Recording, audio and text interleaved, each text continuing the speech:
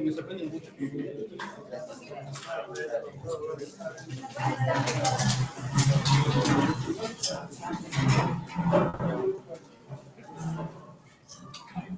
Entonces,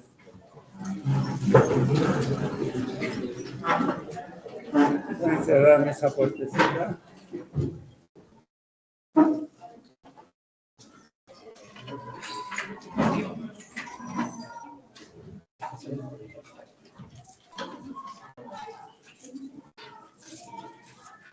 ¿Quién hace tanta bulla? ¿Ah? El colegio.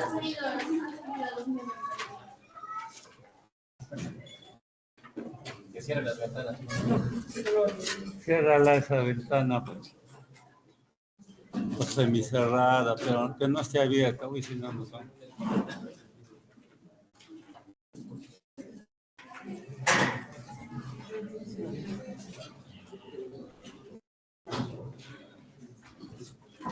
Las luces sin apago.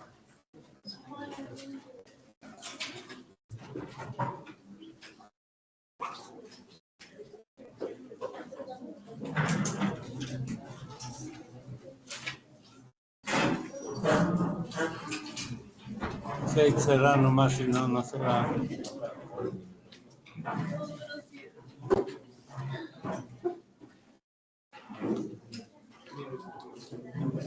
Entonces hoy día vamos a hacer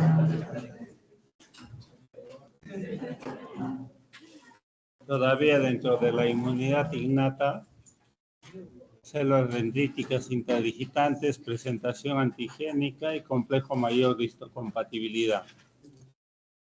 Los macrófagos, al igual que las células dendríticas intradigitantes, pueden ser inmaduras tipo 1, que van a generar respuesta inmunitaria innata, todo lo que hemos visto, y que también pueden generar tolerancia inmunológica.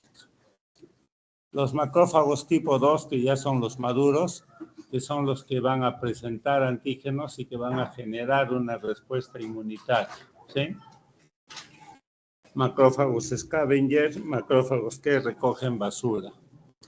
Y las células dendríticas, igual que los macrófagos inmaduros, los que generan respuesta inmune innata, mayormente por fagocitosis, y generan también tolerancia inmunológica. Y las maduras ya son aquellos que presentan antígeno y que por lo tanto van a generar una respuesta inmunitaria adquirida. Entonces participan, hacen generar respuesta inmunitaria adquirida. Hay células dendríticas inflamatorias derivadas de monocitos también. Estas células, cuando reconocen a un antígeno, no proliferan, no se dividen. Y una vez que cumplen su función, mueren rápido por apoptosis. ¿Ya? Por apoptosis. Ahora, las células dendríticas interdigitantes mayormente están en tejidos linfoides de depósito y tienen dos grandes subpoblaciones, las mieloides y las plasmocitoides. Las mieloides, que son las principales, de marcador expresan CD11C y pueden ser mieloides 1, mieloides 2. Las plasmocitoides expresan poco CD11. Entonces veamos primero las células dendríticas mieloide 2, que son las que siempre he venido hablando, ¿ya? Las mieloides 2 son aquellas que se originan cuando los monocitos, que son CD14, pasan a los tejidos y ahí se van a transformar, dije, bien en macrófagos o bien en células dendríticas interdigitantes. Se forman interdigitantes por presencia de interleucin 4 y factores estimulantes de colonias granulocito macrófago. Este es el que lo hace transformar al monocito en célula dendrítica interdigitante mieloide 2. ¿Sí? He dicho mayormente dónde están en tejidos linfoides de depósito, ganglios, vasos. Entonces, con todas estas células son las principales en presentar antígenos, porque expresan buena cantidad de complejos mayores de histocompatibilidad 2, moléculas coestimulatarios CD80, CD80, ¿sí? Expresan hartos PRR, ¿sí? Receptor de manosa, de zinc, receptores top-line, not-line, ¿sí? Y entonces, estas células entonces son las principales células presentadoras de antígenos y dentro de estas pues las principales son las profesionales, ¿no? Profesionales. Cuando le presentan antígenos a los linfocitos T, los pueden hacer diferenciar entre helper 1, helper 2, bien 17, bien 22 o bien TREX. Todavía esto en detalle lo vamos a ver después. Y las mieloide 1 tienen bajo CD11C, bajo, pero sí tienen alto CD13 y CD33, ¿sí? Esos son sus marcadores. Ahora, estas mieloides 1 tienen en su membrana complejos mayores de histocompatibilidad 1 para presentar antígenos intracelulares. Intracelulares, ¿a quién? Al TCR de un linfocito T citotóxico, para que se genere una respuesta inmunitaria celular capaz de eliminar a este antígeno intracelular, ¿sí? Cuando ya presenta antígenos, hemos dicho que es madura, ¿no? La célula dendrítica es madura cuando ya presenta antígenos. También produce interleucin 2, 12, 15, que activa las células natural killer, que activan a los T helper 1, que producen más interleucin gamma interferón, y estos actúan sobre los T citotóxicos, potenciando su acción.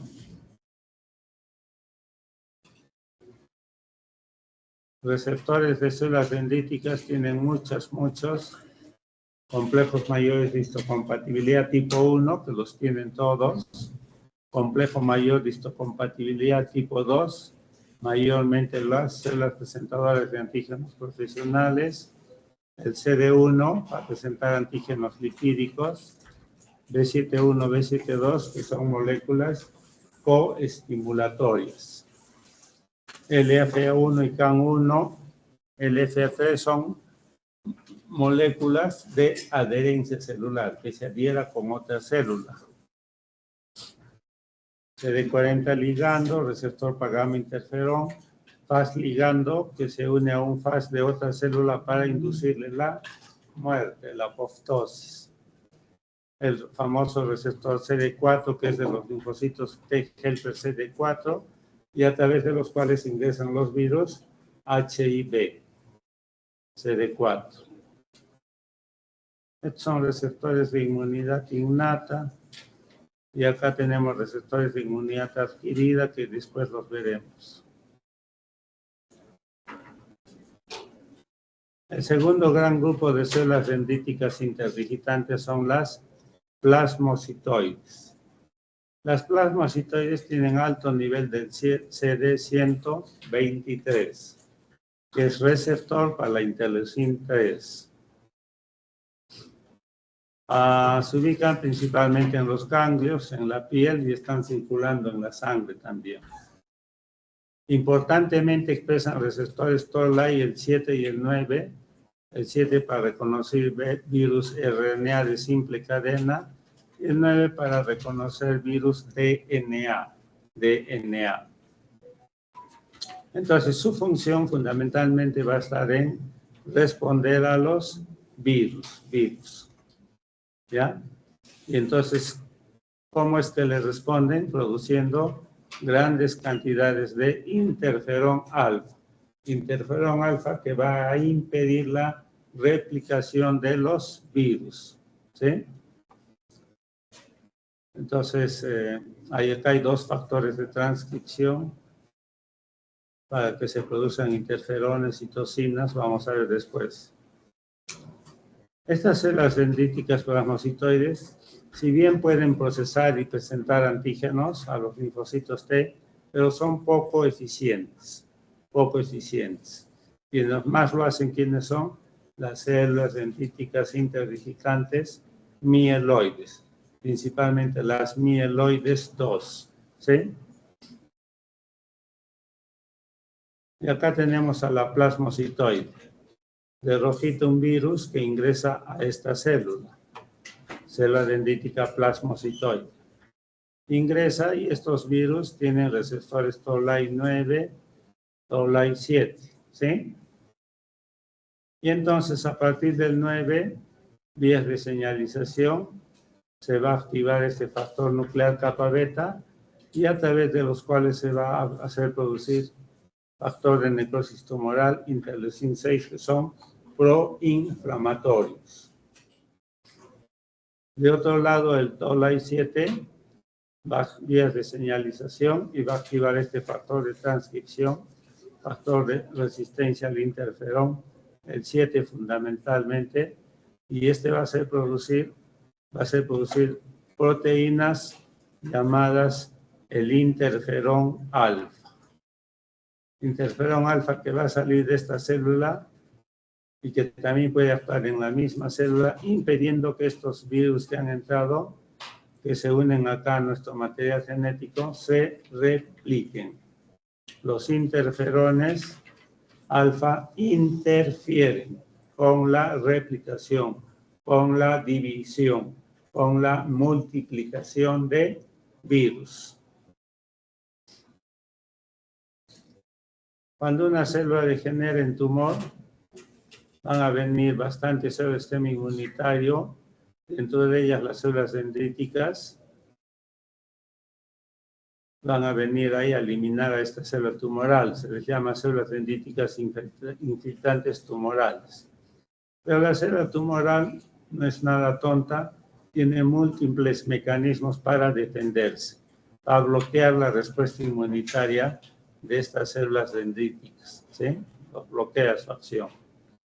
Tiene muchas maneras como puede bloquearlas, y si esta célula dendrítica está viniendo a eliminarla, algunas de estas células tienen ya todo un programa genético centralizado, que se llama SOCS2, ¿ya?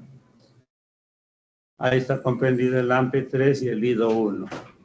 Y entonces, estos de acá van a hacer que estas células, estos que tienen este programa genético, las células tumorales hacen expresar este programa genético y estas son las que van a inhibir, miren, inhiben acá de un lado los linfocitos T citotóxicos y de otro lado inhiben que estos vengan a actuar sobre las células tumorales.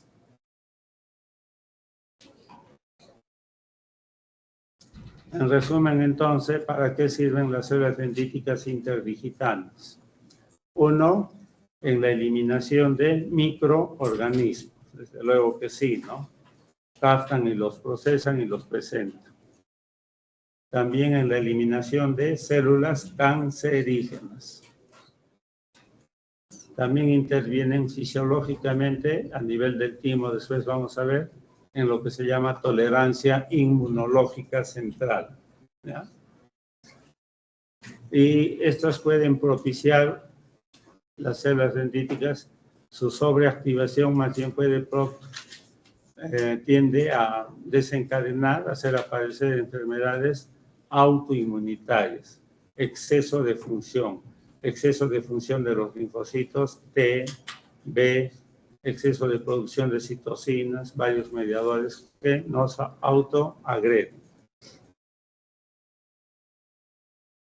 Bueno, hablé hoy día de células dendríticas, las inmaduras y acá las maduras. Todo esto en realidad ya lo he dicho. Inmaduras y maduras. Muy bien, hasta acá la primera parte. Si tienen preguntas, me lo pueden hacer ahora, ¿ya?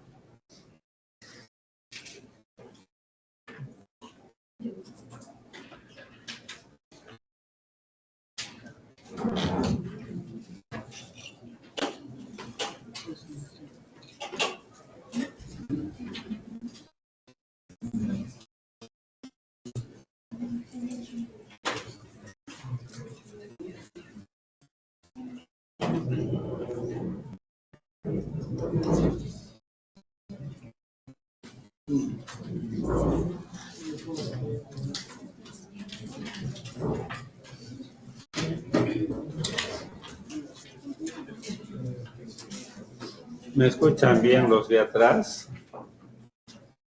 Estoy un poco ronquito, así que no puedo hablar muy fuerte. Entonces vamos a hacer ahora lo que es el procesamiento antigénico. El procesamiento antigénico todavía corresponde a inmunidad innata, pero a partir de la presentación antigénica ya es inmunidad adquirida, ¿ya? ¿Cómo se da esto del procesamiento antigénico? Si leemos no entendemos nada. Entonces veamos primero cómo se procesa el antígeno a nivel de las células presentadoras de antígenos profesionales, que son macrófagos, células dendríticas interdigitantes, linfocitos B. Ellos tienen en su membrana principalmente complejos mayores de histocompatibilidad 2, ¿sí?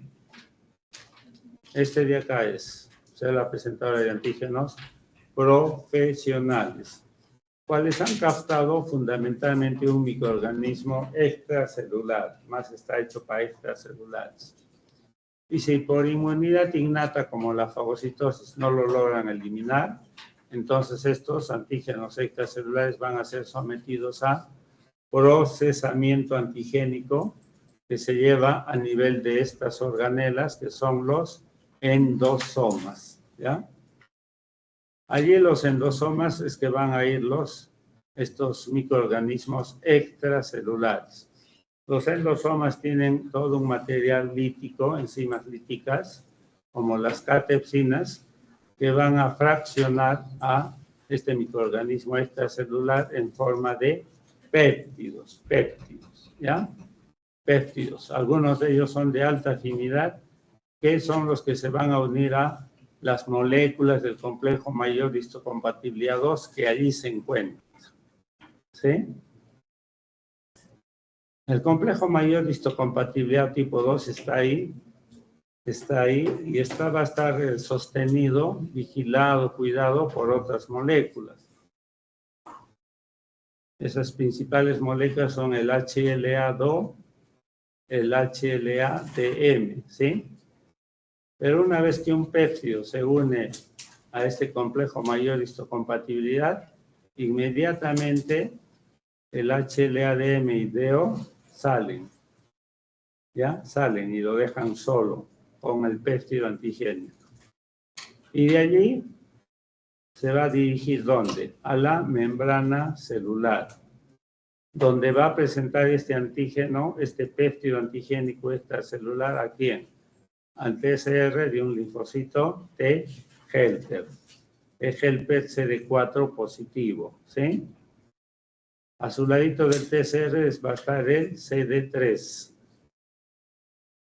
Y de esta manera es que lo presenta a los T helper para ya generar una respuesta inmunitaria adquirida, ¿sí? Si el microorganismo es extracelular, será inmunidad humoral, ¿sí? Encargada de eliminar microorganismos extracelulares. Y ahora veamos el procesamiento antigénico a nivel de las células presentadoras de antígenos no profesionales. Cualquier célula de nuestro organismo, a excepción del glóbulo rojo, son no profesionales, ¿ya? Tienen en su membrana todas complejos mayores de histocompatibilidad 1, ¿sí?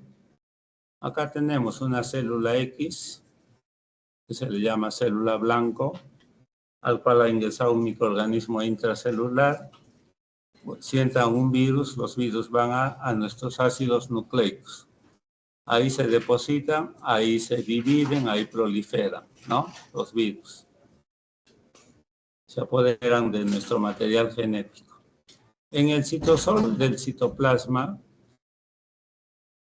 citosol o citoplasma de esta célula, vamos a tener todo un complejo proteasómico. Es un complejo de enzimas líticas que van a producir la lisis de estos microorganismos intracelulares. Los van a fraccionar en péptidos. Péptidos que van a ser llevados ¿a dónde? Acá tenemos, hacia el retículo endoplásmico. Ahí está la organela, el retículo endoplásmico. Ahí van a estar las moléculas del complejo mayor de histocompatibilidad tipo 1.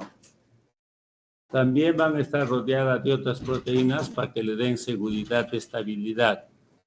Esas son la calreticulina, la beta-2 microglobulina, la tapaicina. Esos le dan estabilidad, ¿ya? Y cuando se une el péptido antigénico, acá arribita se une el péptido antigénico, entonces la tapaicina, la calreticulina se van, ¿ya? Se van. Y queda solo el complejo mayor de histocompatibilidad 1 con el péptido antigénico y así se dirigen hacia la membrana de esta célula para presentar el péptido antigénico al TCR del linfocito T citotóxico, ¿sí? Al linfocito CD8 positivo T citotóxico. A su ladito del TCR va a estar también la molécula el CD3. Y ahí se da el procesamiento antigénico a nivel del citosol y a nivel del retículo endoplásmico. Entonces, todo esto es inmunidad innata, el procesamiento. Inmunidad adquirida ya comienza cuando se presenta el antígeno a los linfocitos T para generar la inmunidad adquirida. Y finalmente vamos a ver estas moléculas proteicas que se llaman el complejo mayor de histocompatibilidad. Complejo mayor de histocompatibilidad del cual ya he venido hablando y que cuando uno comienza a leer esto es todo un complejo, ¿no? ¿Qué nombre que le han puesto? ¿Para referirse a qué? Complejo. Porque hay un grupo complejo de genes ubicados en el brazo corto del cromosoma 6 humano de nuestras células. Allí radican genes que codifican para sintetizar estas proteínas llamadas del complejo mayor de histocompatibilidad y que se van a ubicar en nuestras membranas celulares. ¿Sí? Vamos a ver por qué se dice que hay un complejo grupo de genes. Y después, mayor de histocompatibilidad. ¿Por qué histocompatibilidad?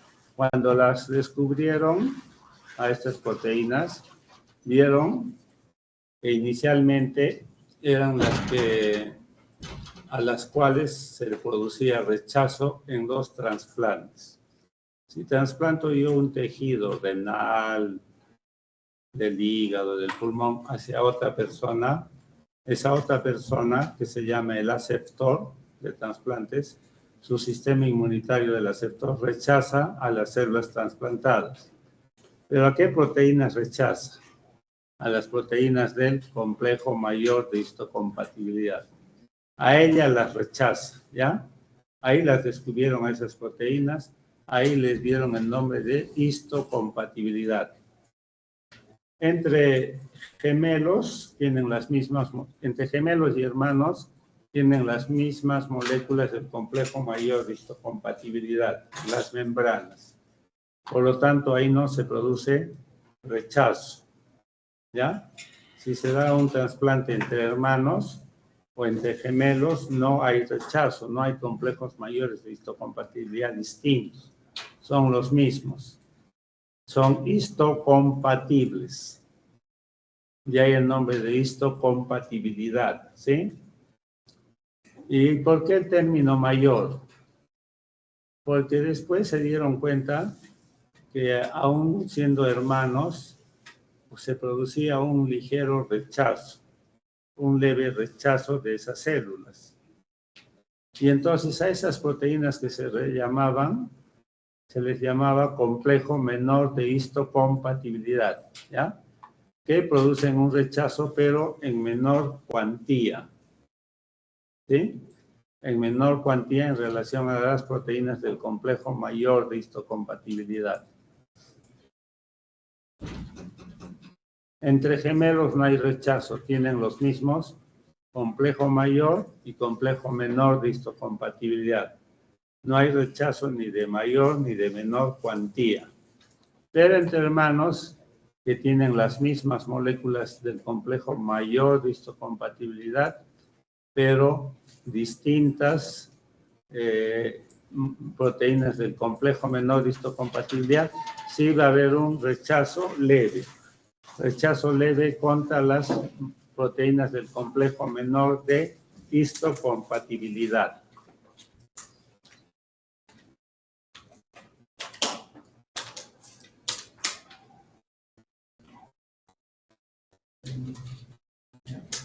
Entonces, este nombre, en realidad todo complejo, pero ya en los años 40 ya se dieron cuenta esto de los rechazos cuando se hacía trasplantes de piel en los ratoncitos. Ahí ya las descubrieron a estas proteínas del complejo mayor de histocompatibilidad en los rechazos a trasplantes. 20 años después, Baruch Benacerraf demostró que estas proteínas más bien estaban ahí, producían rechazo, pero ¿para qué sirven? Pues ¿para qué? Y ya sabemos. Se dieron cuenta este autor de que sirve para presentar antígenos, para generar respuesta inmunitaria. Premio Nobel de ese entonces, ¿ya? Entonces, ¿dónde viene lo complejo de estos genes? En el brazo corto del cromosoma 6, donde se ha visto que existen más o menos 200 genes, ¿sí? 200 genes. Ahora, se estudia en el brazo corto del cromosoma 6 a estos genes y estos van a estar ubicados en 6 locus genéticos. Locus o segmentos o regiones genéticas, ¿ya? Se les estudió en los leucocitos humanos. ¿Cuáles son los leucocitos humanos? Los linfocitos, los neutrófilos, monocitos, basófilos, ¿sí? Todos ellos son leucocitos. Allí los estudiaron. ¿Ya? Y ahí los estudiaron y ubicaron 6 locus. Entonces, 3 pertenecían a lo que se llama la clase 1, HLA, A, B y C. Y los locus que estaban acá se expresaban, codificaban para producir proteínas ¿de quién? Del complejo mayor de histocompatibilidad tipo 1. Y por eso le pusieron clase 1. En los otros 3 locus se dieron cuenta, en estos 3 locus había genes que codificaban para producir proteínas del complejo mayor de histocompatibilidad 2. ¿Sí? Entonces a estos 3 locus se pusieron clase 2. Clase 2. Entonces hay 6 locus. 6 segmentos genéticos donde tienen que estar los 200 genes. Entonces, si yo pongo acá 1, 2, 3 locus, de acá están los de la clase 1, y acá 6 locus, los de la clase 2, HLA-DP, HLA-DQ, HLA-DR, ¿sí? En cada uno de ellos tendría que ver para que se llegue a 200, 200 entre 6, 33.33, algo así, genes. 33 genes en este locus, 33 genes en este locus, 33 en este y así. Esta es una aproximación nomás que he hecho, no es que sea tan exacto esto. Puede haber más, menos en algunos, ¿ya? Todo sería todavía simple si cada gen, ustedes saben que un gen codifica, cuando se expresa un gen en nuestro material genético, cuando se expresa un gen, ese gen solamente está hecho para originar una proteína. Un gen, una proteína. ¿Sí? Entonces, si acá un gen está una proteína, harían por los 200. No tendría nada de complejo. Lo cierto es que los investigadores han estudiado y si más o menos se puede llegar en lugar de 200 genes a 15.000 genes a tener acá. ¿Y de dónde salen esos 15.000 si son 200? Se dice que cada gen es muy polimórfico, adopta diversas formas. Seguramente algo pasa en sus bases nucleótidas que cambian. ¿Ya? Cambian algo las bases nucleótidas. Y entonces se transforman en otro gen. Ese otro gen se le van a llamar variantes o alelos. Variantes alelos, que la suma de ellos puede llegar a 15.000 alelos. Formas distintas de genes, ¿sí? Que van a codificar para producir potencialmente 15.000 nuevas proteínas, ¿no? Estas proteínas del complejo mayor de histocompatibilidad. En razón de eso es que cuando se da el trasplante, las células que cambian mucho, son las del complejo mayor de histocompatibilidad, ¿ya? Nadie de nosotros tiene expresado las mismas proteínas del complejo mayor de histocompatibilidad. De las 15.000 que podemos tener, en cada uno, por decir, se expresa 5, 6, 7, 8, 9, 10 proteínas en nuestras membranas. No es que se expresen las 15.000 al mismo tiempo o las 200 al mismo tiempo. Un grupo de ellas nomás, un grupo pequeño, ¿ya? Entonces,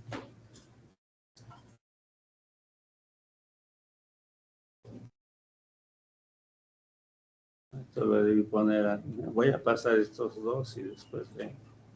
Entonces, a esas formas de genes polimórficas, nuevas formas, se les llama alelos. Todo el grupo de alelos conforman el polimorfismo genético. Entonces, en cada uno de los locus, HLA, HLA-B, HLA-C, de la clase 2, el DR, el DQ, en todos ellos, estos de la clase 1, van a haber genes, ¿ya? Que no son 33, sino son muchos más. En cada uno, si uno hace una división, 15.000 entre 6, ¿a cuánto dará? 6 por 3, 18, como 2.500 potencialmente. Acá yo tendría que poner 2.500 numeritos, acá también HLA1, 203, 19, etcétera. HLA-B, B5, B16, B13, el C, BW1, C, BW8, el DR1, DR10, el DQ, DQ1, DQ9, etcétera. ¿Sí? Entonces, todas estas son formas alélicas, ¿no? Alelos. Entonces, a cada uno de ellos se les pone un numerito. Acá están ya poniéndose el numerito. No todos ellos se expresan en nuestras membranas celulares, sino un pequeño porcentaje. Por ejemplo, una persona puede tener mayormente expresado el HLA2, el B5, el DR3, el DR8, el DQ54, etc. ¿Sí? Nadie de nosotros tiene expresado el mismo haplotipo. Nadie. Somos distintos ahí. ¿Sí? En razón de eso es que se rechaza a nuestras, el sistema inmune del aceptor rechaza a estas proteínas que están en nuestras membranas celulares por ser distintas proteínas. ¿Ya? A eso se refiere la histocompatibilidad, el rechazo, a esto se refiere el polimorfismo genético, a esto se refiere la palabra complejo, complejo mayor de histocompatibilidad, a este grupo complejo de genes que adoptan formas alternativas, alelos, ¿sí? Ya, todo esto de acá ya lo he dicho.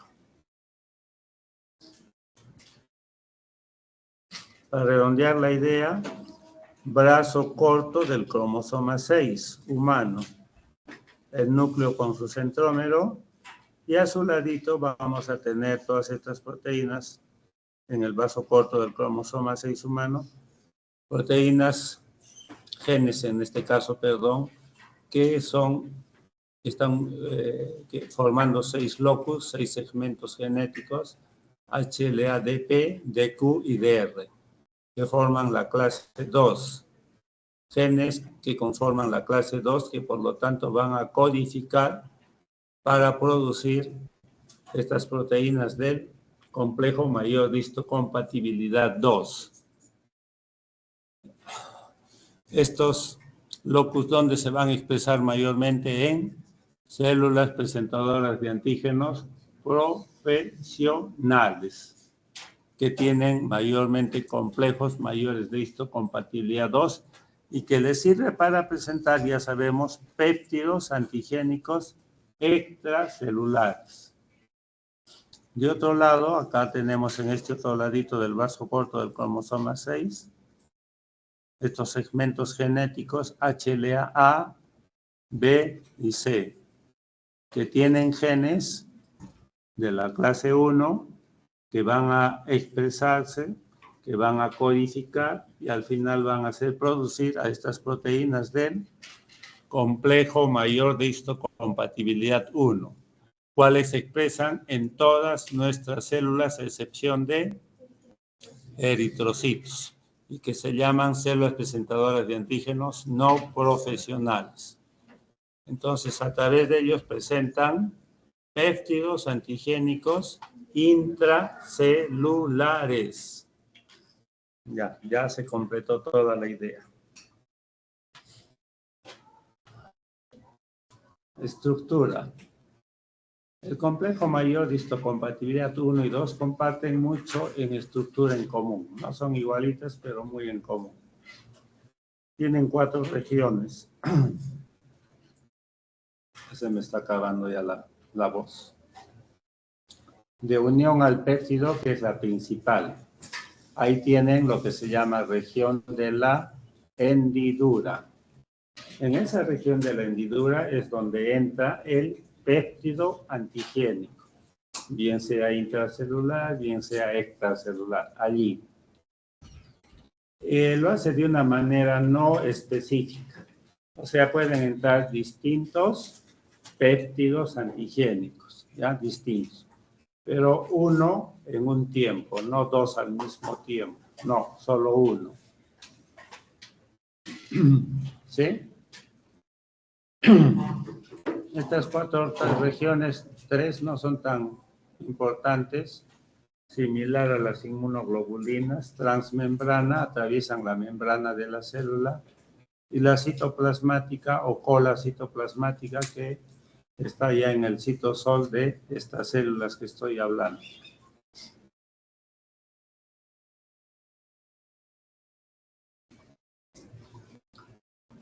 Las moléculas de la clase 1 son, ya sabemos, las clásicas HLA, B y C, que son las que producen los complejos mayores de histocompatibilidad 1. Estos van a ser todavía más altamente polimórficos, más alelos, 3000. Ahora, estos son los clásicos, pero hay otros de la clase 1 que son no clásicos, HLA, E, F y G. Estos no sirven para presentar antígenos. Estos están hechos para determinar las funciones. Una de las funciones principales es evitar el rechazo del fetito en una mujer embarazada, en el cual vienen las células del sistema inmunitario maternos a querer expulsar al fetito, porque el fetito tiene complejos mayores de histocompatibilidad, tanto del padre como de la madre. Entonces a los del padre los va a eliminar, ¿ya? Y así es que eliminan a las células fetales, causan aborto. Hay abortos inmunológicos, ¿sí? Entonces, la madre que dice querer al padre, la madre que dice querer a su hijito por venir, eso es mentira. ¿Por qué? Porque su sistema inmunitario de la madre lo va a rechazar. Muerte. ¿Ya? Entonces el fetito no es nada tonto, se defiende, va a formar un escudo. Ese escudo está dado por principalmente estas moléculas HLA-G, cuales se expresan en la membrana de las células fetales del citotrofoblasto, que están a nivel de la placenta. Cuando viene la célula sistema inmunitario materno, dentro de ellos las células natural killer, con su receptor activador CAR, a eliminar a las células fetales, no va a poder ingresar, porque estas moléculas HLA-G se unen a los receptores de las células natural killer y los bloquean, hace que no actúen. Hay todo un mecanismo de tolerancia inmunológica, de frenar la respuesta inmunológica de la madre para que no mate al bebé, ¿ya? Es uno de los principales mecanismos. Y de lo que es complejo mayor de histocompatibilidad clase 2, el DP, el DQ y el DR, que son un poco menos polimórficas de la clase que los de la clase 1, también van a tener, me olvidé decirles, van a tener no clásicas, el HLA-DM y el HLA-DO. Cuando yo hablo de complejos mayores de histocompatibilidad, hablo de HLA. ¿Por qué HLA? Porque se les descubrió en los leucocitos humanos, les dije, ¿no? Antígeno leucocitario humano. Por eso, cuando uno es complejo mayor de histocompatibilidad, es como decir HLA. Los dos confunden, ¿sí? Los descubrieron los leucocitos y le pusieron HLA encima antígeno, porque fueron mediante anticuerpos que los descubrieron. Todo complejo. Y así se ha quedado hasta ahora, no se puede cambiar. Bueno, pero existe el HLA-DMO y DQ. ¿Y estos para qué sirven? Para, ¿cómo?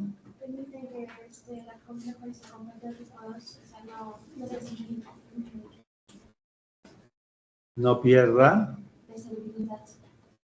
¿Pero cómo sabes tú? ¿Ah? Hay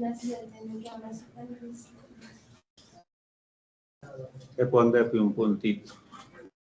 Lo has leído antes, has venido las 2 primeras clases, no sé, pero sabes, te interesa saber.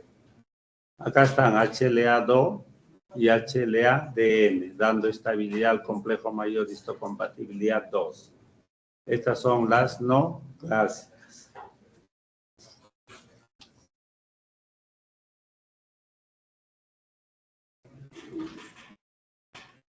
Las moléculas del complejo mayor de histocompatibilidad se expresan en nuestras membranas celulares. Lo pueden hacer constitutivamente, o sea, siempre estar, ¿ya? Y esto es válido para ¿quién? Para las células presentadoras de antígenos profesionales. Profesionalmente están hechos para ello y siempre tienen que tener a estas moléculas del complejo mayor de histocompatibilidad 2. Células dendríticas interdigitantes, macrófagos, linfocitos B, también linfocitos epiteliales tímicos. Y la otra forma es la inducible, o sea que no siempre están en las membranas, sino que por acción de ciertas sustancias interleucinas va a ser que al actuar sobre una célula le hagan producir a las moléculas del complejo mayor de histocompatibilidad. A los del 1, por acción de los 3 interferones, el factor de necrosis tumoral. Y al 2, por acción del gamma interferón, es que se va a producir más moléculas del complejo mayor de histocompatibilidad 2.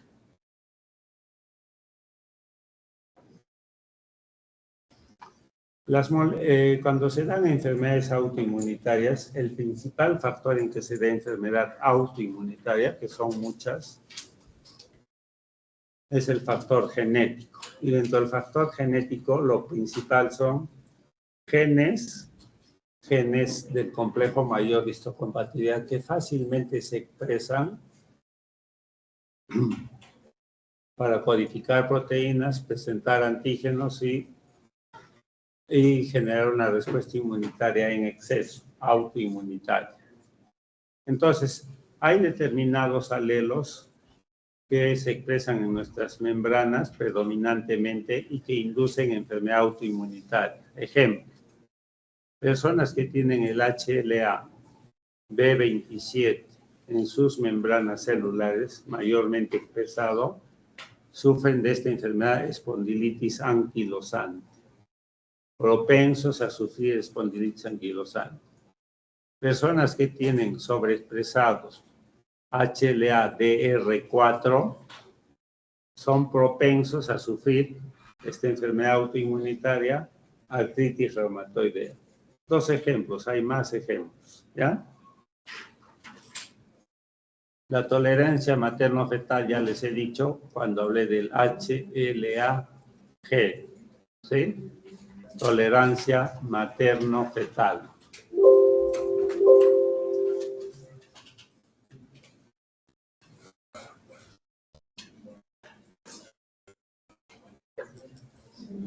Listo. ¿Tienen preguntas?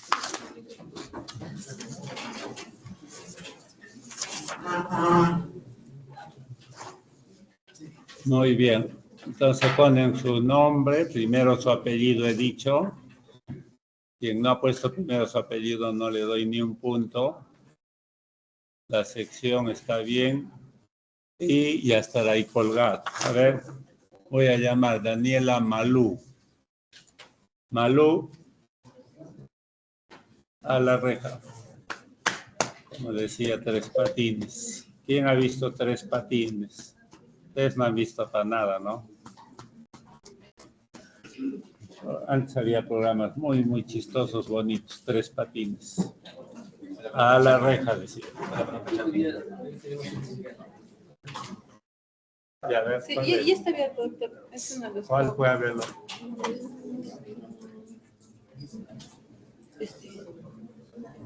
Ya preséntate, hijito.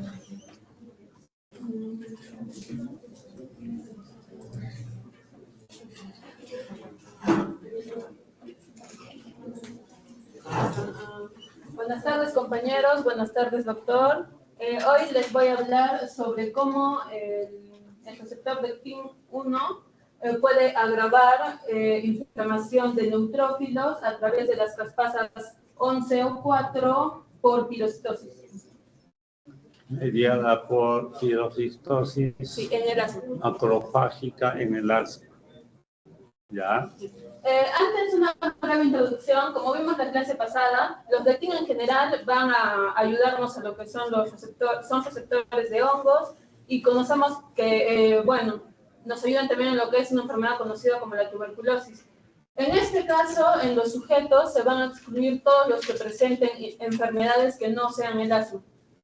Este experimento se va a dividir en dos partes. Primero, cuando se usaron roedores, y después, hasta cierta parte, humanos, debido a que hubo complicaciones éticas.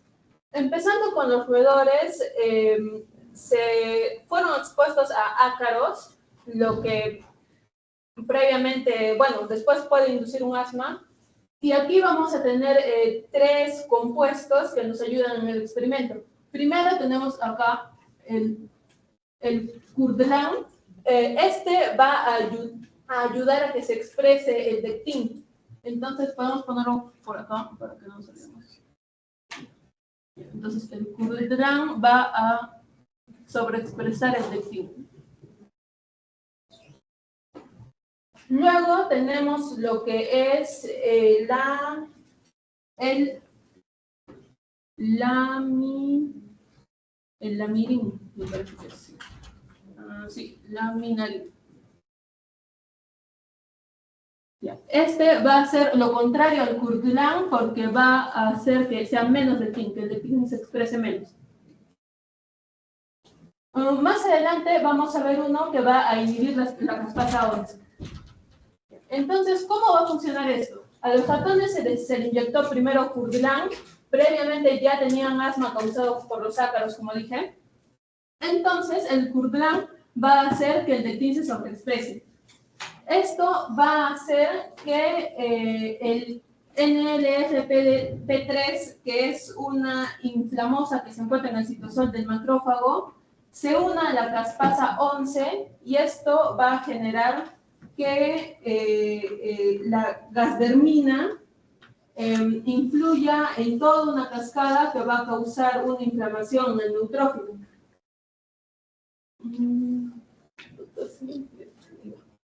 Esto nos lleva a hacer muchos más experimentos, lo que nos va a dar los siguientes resultados.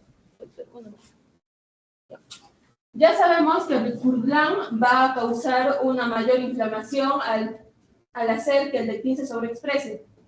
Pero aquí también ahora entra el laminarin. ¿Qué va a hacer el laminarin? Va a ser lo contrario al curdlan. Incluso lo podemos ver ya que se hicieron pruebas histológicas. Vemos una mayor inflamación en el curdlan y una menor o parecido al asmático con el laminarin. Estas gráficas también nos van a mencionar esto. Como podemos ver, el curdlan de azul se expresa mucho más que los otros, y todo eso significa más inflamación en los neutrófilos. Otro resultado va a ser ahora sí con un... Conclusión. ¿Sí? ¿Conclusión?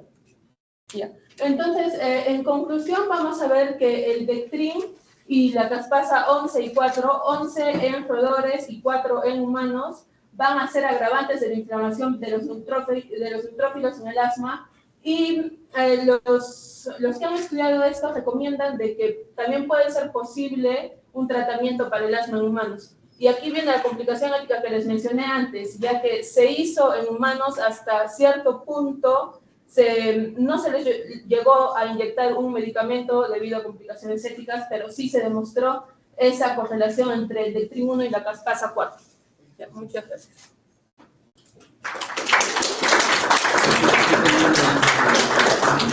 ¿Alguien quiere preguntar a su compañera?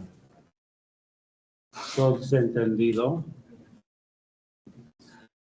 Yo no he entendido. Ustedes sí, pero yo no. En el título está todo.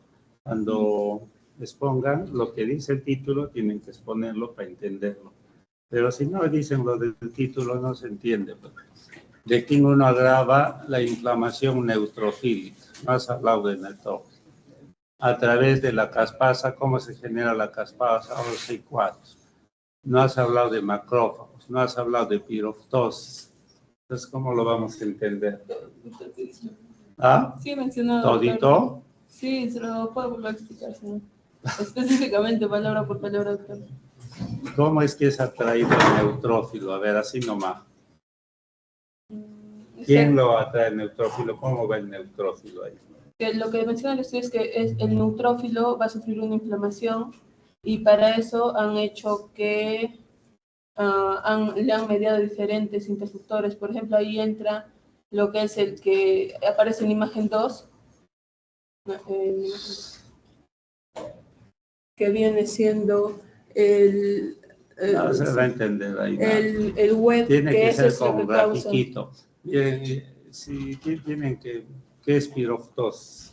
Ya, la piroptosis es un tipo de muerte celular programada que pasa cuando hay menos gadolinios. El concepto de piroftosis es una muerte celular programada, tosis inducida por pirógenos, cuando hay infección, cuando hay fiebre. Bueno, en este caso yo les he hablado de los Dectin, les he dicho que sirve para eliminar hongos, que con el TLR4 les dije se juntaba para ambos eliminar hongos y micobacterias, ¿no? Entonces, pero su compañera ha hablado que participan en todo esto. Bueno, los macrófagos son los que tienen los receptores Dectin, pero participan neutrófilos. En lo que, y ambos estos receptores Dectin inducen fagocitosis y producción de citocinas proinflamatorias. Las citocinas proinflamatorias, dentro de sus funciones, ¿cuáles son? ¿Quién me dice? Interleucina 1, interleucina 6, perdón. También tenemos al interferón alfa, al factor de negociación tumoral. Bueno, ya sí sabes, un puntito. Al final me hacen acortar. Interleucin 1, interleucin 6, interleucin 12, 17, 18 también. Todas ellas son proinflamatorias con el factor de necrosis tumoral. Todas ellas en ese proceso inflamatorio dañino celular se van a producir sustancias que atraen neutrófilos para que el neutrófilo vaya a ese campo de batalla y ayude a eliminar, en este caso, hongos, micobacterias, ¿ya? Entonces vienen neutrófilos a ese campo de batalla. Ahora, las caspasas como tal, ¿por quién son producidas? Por células natural killer en forma normal. En este caso tuyo, ¿quién produce las caspasas?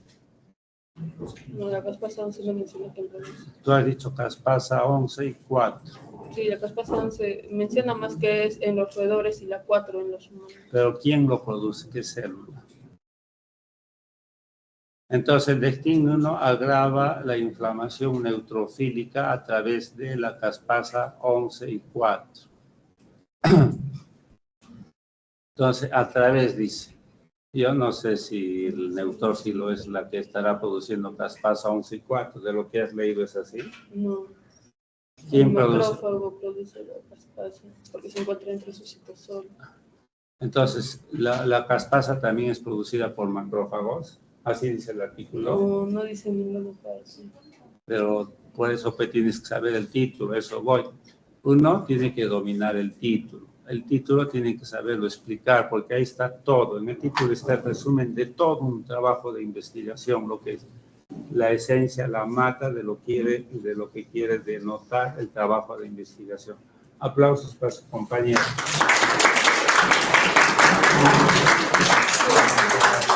Estos artículos son complejos, es muy difícil que lo dominen, pero nos sirve para reforzar lo que ya hemos hecho. Ya sabemos los Dectin, ya sabemos que es para hongos, ¿sí? Refuerza nuestros conocimientos previos. Ya, a ver, ¿quién más? Rodríguez Cruz. Póntelo, hijita, ¿dónde está? Póntelo tú, a ver. A ver.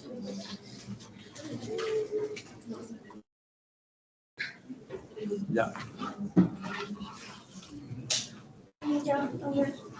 Buenas tardes, doctor. Buenas tardes, compañeros. En este caso les voy a hablar sobre el virus de la varicela zoster, y en este caso va a regular negativamente la expresión de la presentación de la antígena nucleásica CD1B.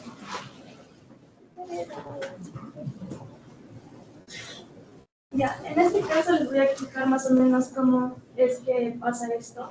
El virus va a entrar, por ejemplo, por la cavidad bucal, que en este caso se va a adquirir en las células epiteliales y de ser células sanas se van a convertir en células replicadoras. Tienes que señalar, hijito, si no nadie te va a entender. En células replicadoras de virus, y en este caso los monocitos que están acá se van a dar cuenta que esta célula ya no es sana y van a querer intervenir, pero en este caso también se van a infectar de virus, se van a ir directo a lo que es el gránulo regional, y como estos van a tener los virus, también van a infectar lo que es el gránulo regional, y esto va a hacer que va a replicar también virus, y de esto va a llevar a lo que es el hígado y el vaso, y se va a dar lo que es la viremia primaria.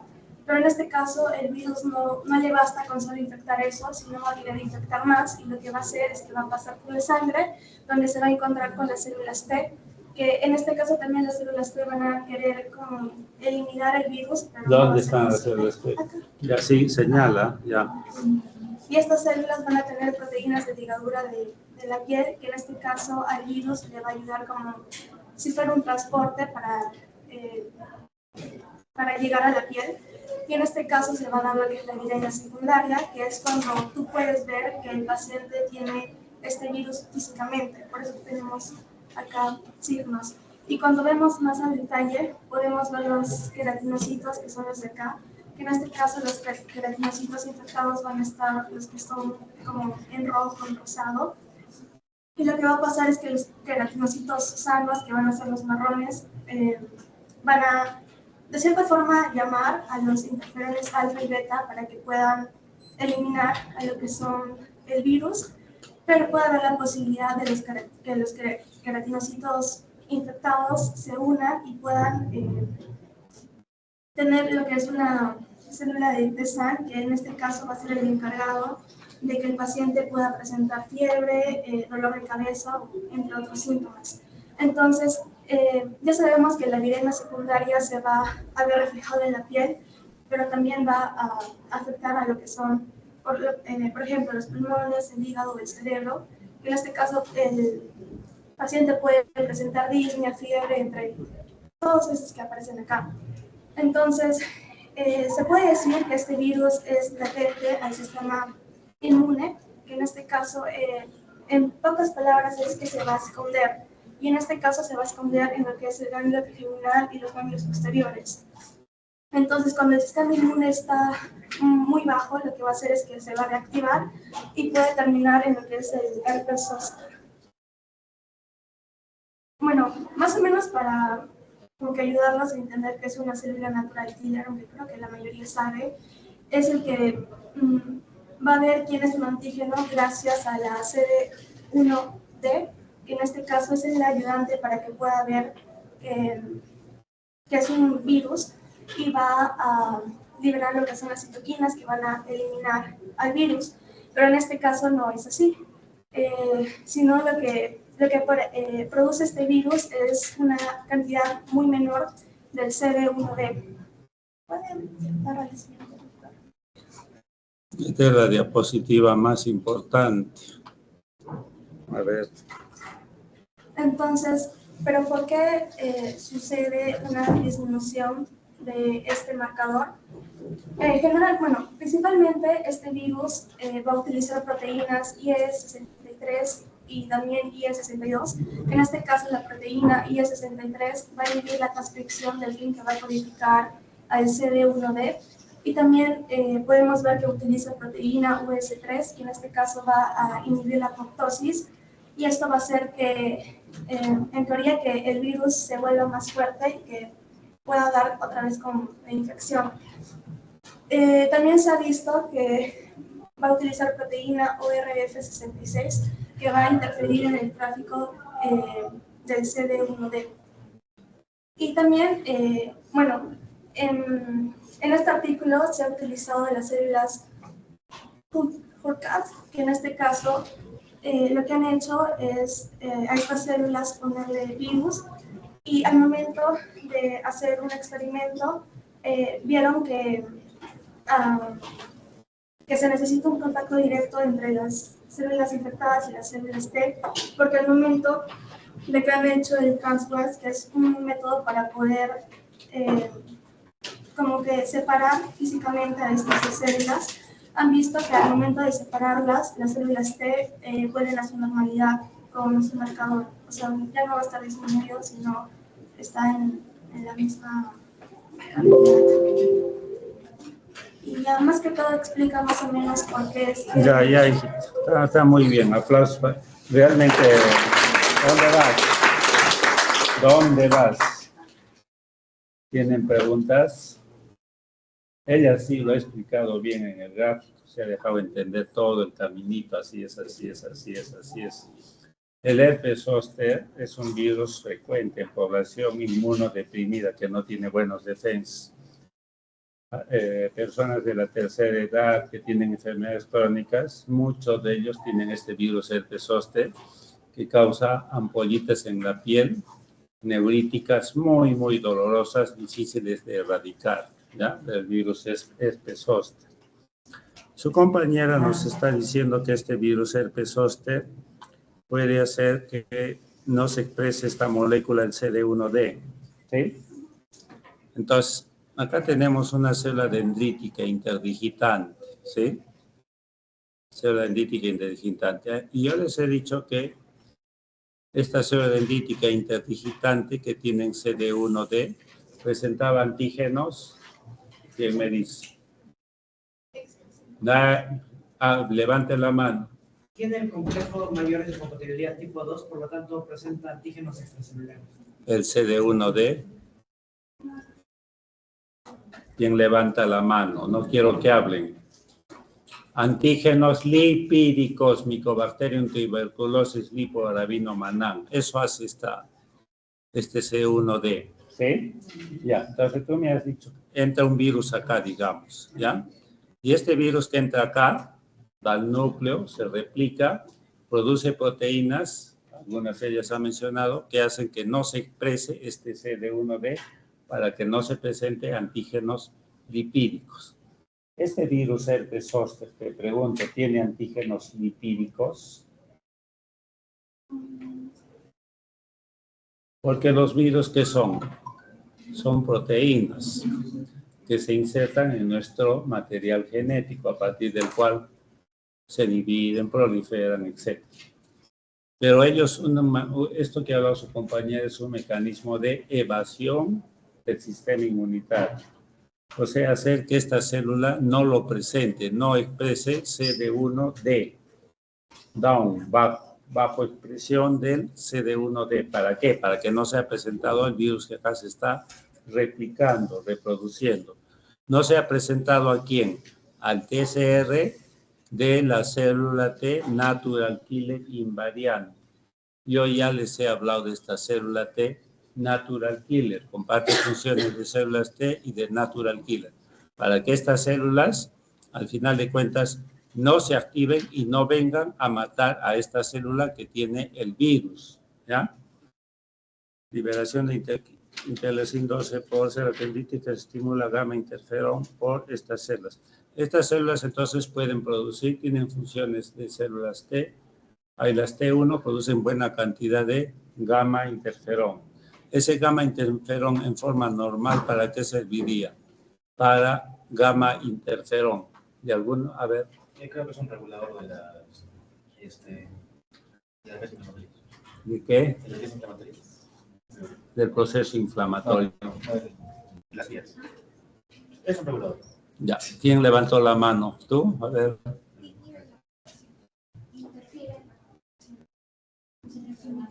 Ya has hablado. ¿Tú?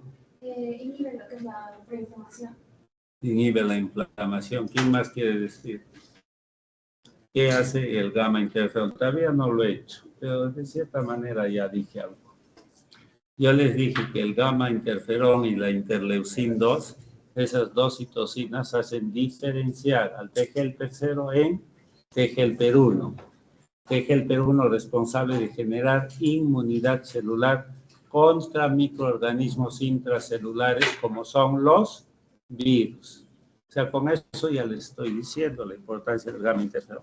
Por eso este gráfico es bien importante. Acá está la esencia del título. al margen de todo el camino que sigue el virus, es el camino que sigue el virus, para dar las lesiones ampollosas en la piel, etcétera. Sí, es el camino que sigue el virus y una respuesta inmunitaria, digamos, clásica, pero esto es no clásico, no sabido, es algo nuevo. Está muy bien, hijita, siéntate. Muy bonito este artículo. Ya, a ver quién sigue.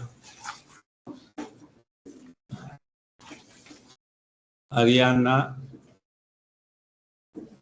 No hay Ariana, ya pues.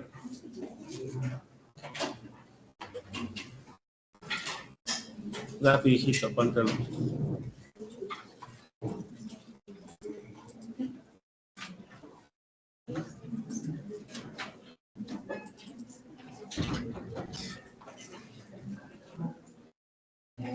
Buenas tardes, doctor. Buenas tardes, compañeros. Mi artículo es la inmunotrombosis y sus mecanismos biológicos presentes.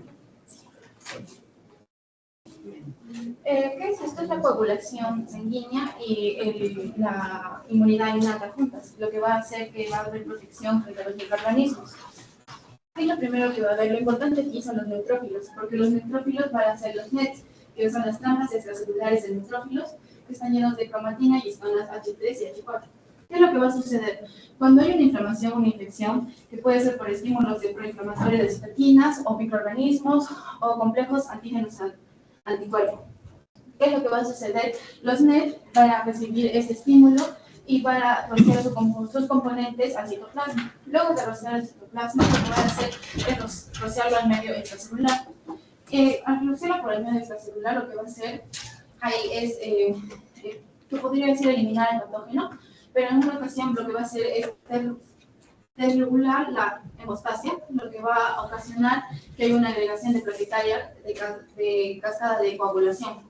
¿Y eso qué puede provocar? Lo que son los trombos, que puede ser una aterosclerosis o incluso un ACV, ¿no? En cuanto a los NET, como ya lo dije, puede haber una ventaja, pero también una desventaja. En cuanto a la desventaja, es que puede formar trombos, y a los trombos lo que está haciéndose también es una investigación sobre cómo reducir esto, que sería con la DNase, que sería el posible tratamiento. ¿Qué es el DNase? El DNase es el tratamiento que se le está haciendo para el NET, porque como puede ocasionar trombos o arteriosclerosis, entonces por eso se está dando ese tratamiento para que el NET ya no forme esos trombos. A ver. El papel de las plaquetas en la hemostasia y la respuesta inflamatoria.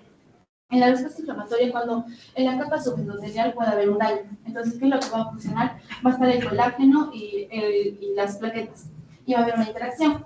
También van a estar lo que son las glicoproteínas y también el bone wither factor, que son los que van a traer las plaquetas y también los leucocitos. ¿Qué va a ocasionar eso? Va a haber una adhesión. En la adhesión va a formarse una monocapa plaquetaria. Y en la monocapa plaquetaria van a secretar mediadores. Los mediadores son la serotonina, el ADP y el tromboxano. Después de esto, ¿qué va a formar? Se va a formar el coágulo. El coágulo por las fibrinas y por también las integrinas, ¿no? Luego, las plaquetas van a atraer a las citoquinas y a las quimiosinas. Las citoquinas y las quimiosinas van a hacer que los leucocitos también y los plaquetas sean atraídos. Entonces va a haber un reclutamiento leucocitario. En el reclutamiento leucocitario lo que va a hacer es una activación de integrinas porque se va a comunicar con las plaquetas y esto va a hacer que los leucocitos también vayan al daño, a la capa subendotelial donde se daña. Después de eso también tenemos que las plaquetas van a ser adherentes, o sea, los monocitos y los neutrófilos pueden unirse también a lo que es la capa subendotelial. ¿Y esto qué va a formar? Va a formar una agregación plaqueta-leucocitos. Y esto es prácticamente la inflamación, ¿no? Y eso es lo que va a hacer la regulación de la adhesión de las células inmunes innatas. En el caso del COVID, es resumen de los principales factores implicados en la inmunotrombosis por el COVID-19. Como se sabe, el COVID-19 afecta a la capa endotelial de las vías respiratorias. Entonces, ¿qué es lo que va a suceder? Se va a activar lo que es el factor Van-Wither y también las células endoteliales, y lo que va a hacer con las plaquetas es atraer a los leucocitos. Esto se supone que cae una inflamación. También va a estar la P-selectina. La P-selectina lo que va a hacer también es atraer más plaquetas y también más leucocitos. Y también la citoquina porque va a traer obviamente los leucocitos. Pero ya se va formando un trombo. Lo que va a suceder luego es que también la S-lectina va a activar lo que es el factor tisular y esto va a provocar una cascada de coagulación. Y al formular la cascada de coagulación va a necesitar también la activación plaquetaria y con eso se va a formar la inmunotrombosis, que va a ser la vía de factor tisular. Esa vía de factor tisular lo que va a hacer es que la coagulación ya se empiece. Entonces, por lo tanto, ¿qué va a pasar en un alveolo? En un alveolo van a entrar las células y va a haber un punto donde va a haber un trombo, porque se está formando un microtrombo, donde están las plaquetas, donde va a haber también neutrófilos y monocitos, y los monocitos. Entonces, si hay un trombo que está en el alveolo, no va a haber perfusión, y si no hay perfusión, no va a haber un buen intercambio de gases. Y mientras tanto, en la parte interna, también cuando están entrando los monocitos y las citoquinas, también va a afectar a lo que es la ventilación. Por eso en el SARS-CoV-19 hay una inmunotrombosis. Gracias.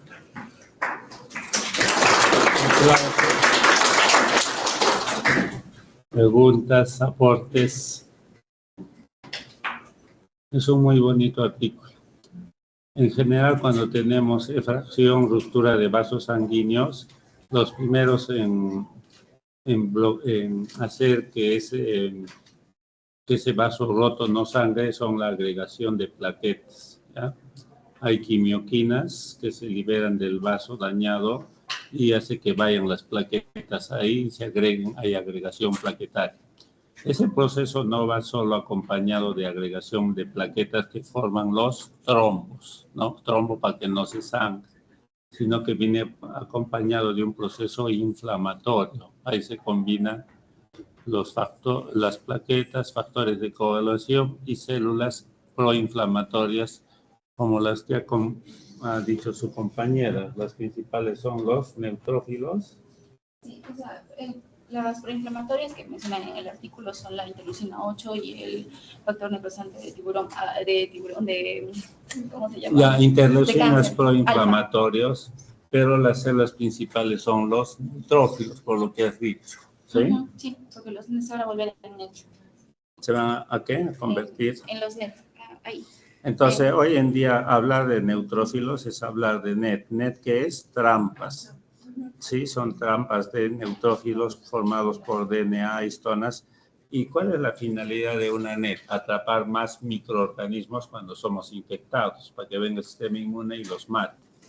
Pero las NET equivocadamente en enfermedad autoinmune se forma equivocadamente, propicia más antígenos, más respuesta inmune, y en trombosis va a participar más un proceso inflamatorio.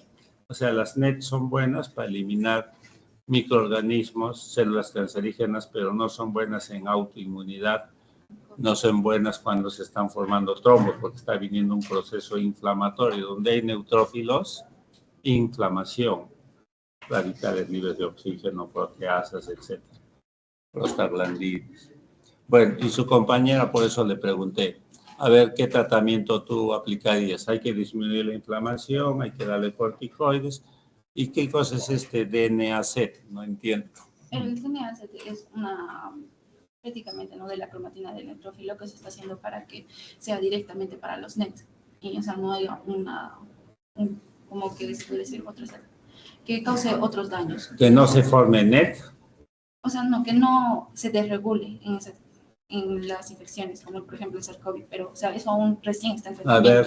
Creo que sirve más para inhibir la formación de los NETs, pero sin comprometer la respuesta inmune.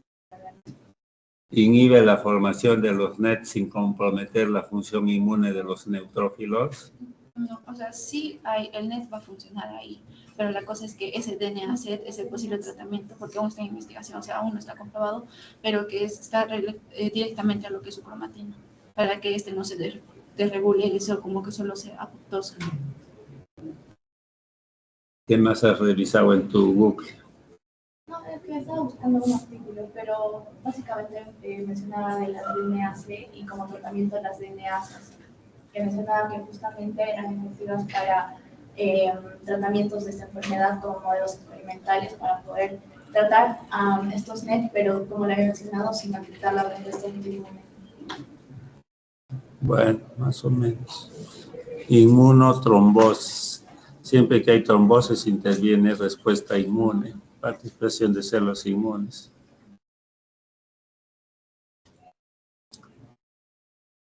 Dice, y este es un mecanismo biológico subyacente. O sea que normalmente se da, sí se da. Pero ¿hasta cuánto es fisiológico? O sea, nos favorece. Porque solo trombosis sería bueno, pero si hay un proceso inflamatorio, inflamación es eliminar microorganismos, pero en este caso no hay microorganismos, pero sí elimina nuestras propias células.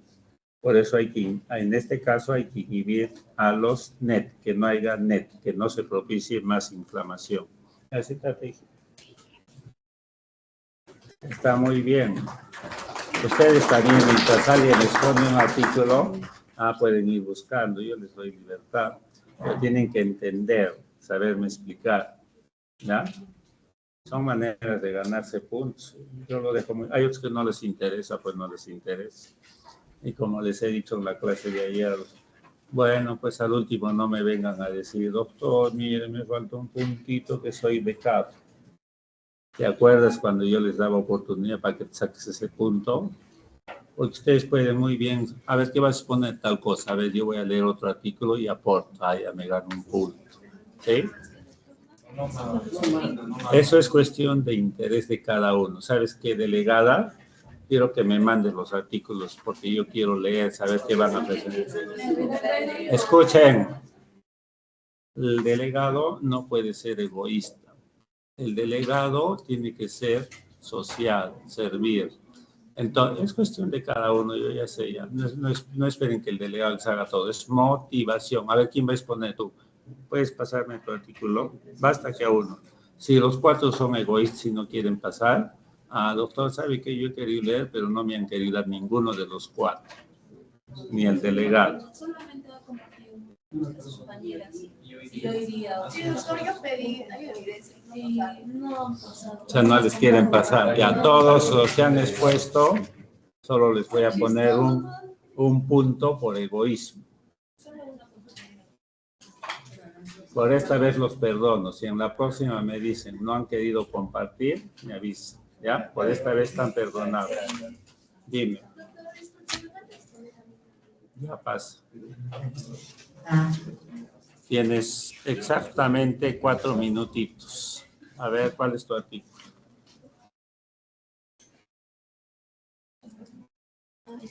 A ver, ¿quiénes han aportado? ¿Ahora qué te llamas? Gamboa de Carpio. Ya, nada más.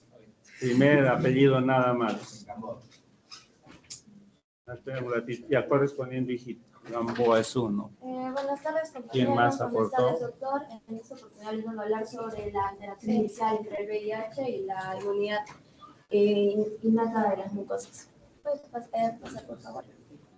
Bien, como principio, el VIH cuando ingresa a nuestro organismo lo hace a través de las mucosas, que es la primera barrera, línea de defensa, que es muy importante para utilizarlo contra las infecciones. Vamos a poder ver la interacción entre el VIH y también entre las células, y también cómo estas van a eludir, cómo el VIH va a eludir los mecanismos que con ello va a contrarrestar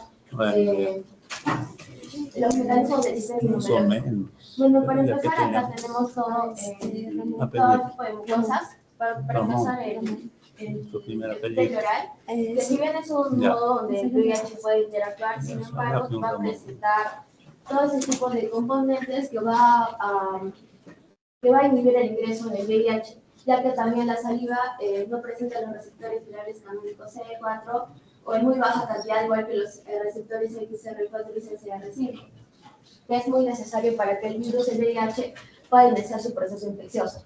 Además, como les dije, la saliva tiene componentes como la trombospondina y la proteínas ricas en prolina, que se van a encargar de que el GP120, que es de la envoltura del VIH, se pueda unir hacia esos componentes de la saliva y no a sus células diana, que va a causar justamente la unión y con ello el proceso infeccioso del VIH. Al igual que la lactoferrina, también se va a unir a estos receptores del glicano de sulfato de farina. Además de ello, también en la mucosa cervicovaginal Se han realizado estudios donde evidencian que la porción indeterminal de la elepina va a reducir la secreción de interleucina 8 y esto puede promover la inflamación. Además, también disminuye la activación del factor nuclear kappa beta, que también pueden controlar una respuesta inflamatoria y modula la expresión de ARN mensajero de los receptores COX-3 y receptores RIG, que son satélites del sistema inmunológico que detectan los patógenos. También se han hecho diversas investigaciones acerca de las secreciones del prepucio que contienen mucina, citoquinas, proteínas antimicrobianas y células de Layer y dendríticas que también los protegen contra las infecciones, pero también pueden poseer las células TCD4 y macrófagos que pueden ser infectados por el VIH. Bueno, en esta imagen vamos a poder ver el mecanismo de bloqueo de la infección del VIH sobre las mucosas. En el primer paso vamos a ver cómo va a haber una interacción entre las mucinas y los biliones que van a provocar su aglutinación. En el paso 2 vamos a poder ver cómo las mucinas y las aglutininas van a despojar al GP120 de la envoltura del VIH. Y en el paso 3 vamos a poder observar cómo las trombofodinas, las proteínas ricas en prolina, se van a poder unir a este GP120 para que impidan que este se una al receptor de su célula diana. En el paso 4 vamos a poder ver cómo la defensina o la lactoferrina se va a reconocer a distintos correceptores, el glicanos sulfatos de heparina, y con ello va a iniciar como una competencia con el GP120 por la unión a la célula diana. Y por último, en el paso 5, pues las defensinas y los interferones que van a ser secretados por células del sistema inmunitario van a desregular al CXCR4, a ese correceptor, y van a inducir también a un factor de restricción antiviral. Sí. Y bueno, por último vamos a poder ver la microbiota, que es más que todo semidura, que se iniciaron también estudios que se encontraron microbiotas diferentes en personas que tenían VIH y personas sanas. Por ejemplo, en una condición llamada vaginosis bacteriana se van a encontrar que hay una disminución de los lactobacillus y van a haber un aumento de bacterias como la Gardnerella y la Prevotella. Y en Kenia también pudieron investigar que esa vaginosis bacteriana va a ser una condición que va a ser más propensa a contraer VIH. Gracias.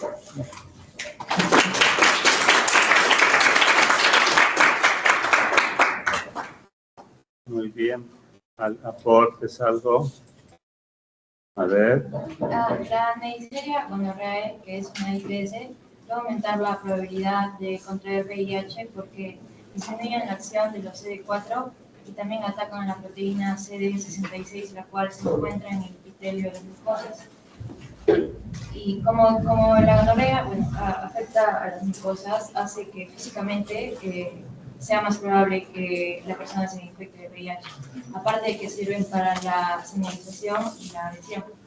Y también pueden afectar a la producción de la IgA. ¿Dónde has leído eso? Un artículo, pero está relacionado al leucemia.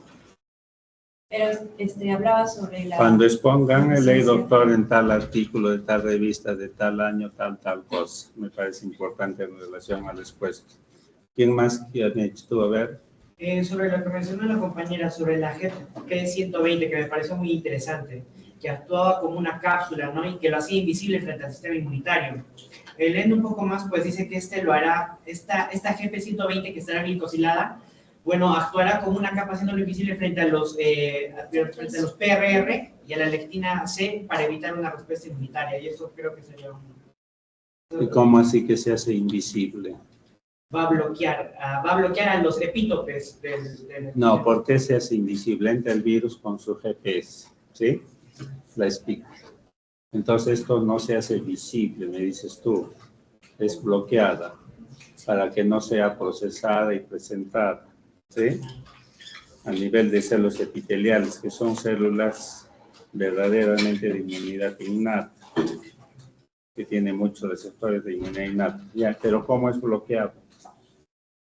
¿Quién bloquea eso? ¿Cómo es que se lo bloquea? Esa glucosilación, creo que se unen los azúcares al extremo amino terminal, creo, en una parte. ¿Cómo? Tú tienes que decirme, viene tal célula, hace que no. ¿Por qué se tendría que bajo expresar eso? ¿Por qué? Oye, no comprendí esa parte, doctor, porque era un poquito más complejo. ¿En qué artículo has leído eso? A ver, pero fue publicado en el 2000. Ya, a ver, ¿qué te apellidas? Rápido. Rápido, ya me voy. Rubín. Apellido. Robín. Rubín. Rubín. R-U-B-I-N. Rubín. Tienen que pronunciarme bien. Bin, con B grande. ¿Tú? Contreras Terán. Ya, solo un apellido nomás, no tengo tiempo. Solo con el primer apellido los detecto. Contreras.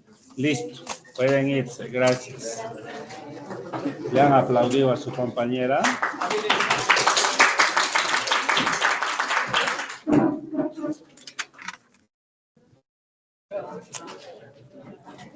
A la próxima, muchachos.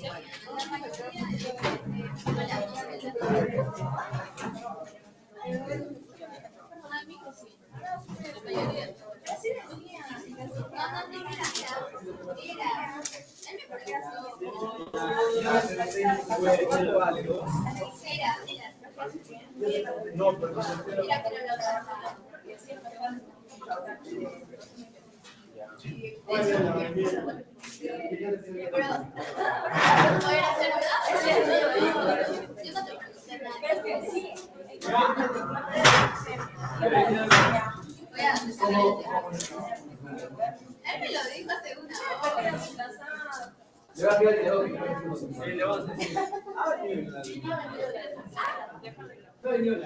Yo me postulé como delegado. Ahí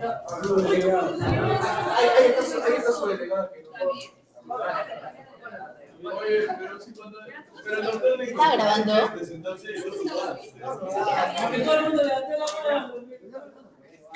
¿Cómo se quita esto? Ellos escogieron su Bravo, igual.